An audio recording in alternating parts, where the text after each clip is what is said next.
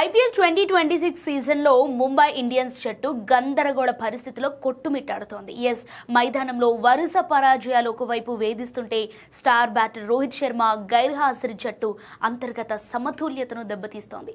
ముఖ్యంగా చెన్నై సూపర్ కింగ్స్తో జరిగిన high voltage మ్యాచ్లో రోహిత్ ఆడకపోవడంపై మాజీ దిగ్గజం వీరేంద్ర సెహ్వాగ్ ఘాటుగా స్పందించారు. గత దశాబ్ద కాలంగా ఐపీఎల్లో రోహిత్ గణాంకాలు ఆశించిన స్థాయిలో లేవని, కేవలం ఒక్కసారి మాత్రమే 400 పరుగుల మార్కును దాటడం అతని ఫామ్కు నిదర్శనమని సెహ్వాగ్ విశ్లేషించారు. ఇక ఈ జట్టు ప్రయోజనాల సాకుతో వ్యక్తిగత స్కోర్లు సాధించకపోవటం ఇక చెల్లదని, గౌరవప్రదంగా రిటైర్మెంట్ ప్రకటించాల్సిన సమయం ఆసన్నమైందని సెహ్వాగ్ కుండబద్దలు కొట్టారు.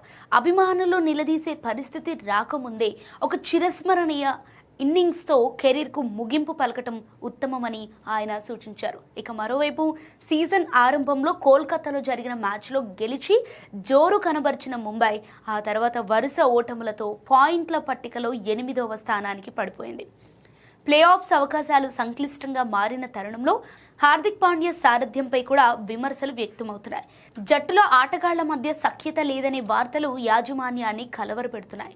ఏప్రిల్ 29న సన్ రైజర్స్ హైదరాబాద్తో జరగబోయే తదుపరి పోర్లోనైనా రోహిత్ అందుబాటులోకి వస్తాడా లేదా అన్నది ఇప్పుడు $1 మిలియన్ ప్రశ్నగా మారింది. విశ్లేషకులైతే రోహిత్ కెరీర్ ముగింపు దశకు చేరుకుందని అంచనా వేస్తున్నప్పటికీ అభిమానులు మాత్రం తమ ఆరాధ్య ఆటగాడు మళ్లీ ఫామ్ పుంజుకొని విమర్శకుల నోళ్లు మూయిస్తాడని గట్టిగా నమ్ముతున్నారు. ఇక ముంబై ఇండియన్స్ ఈ సంక్షోభం నుండి ఎలా గట్టెక్కుతోందో అని చూడాలి.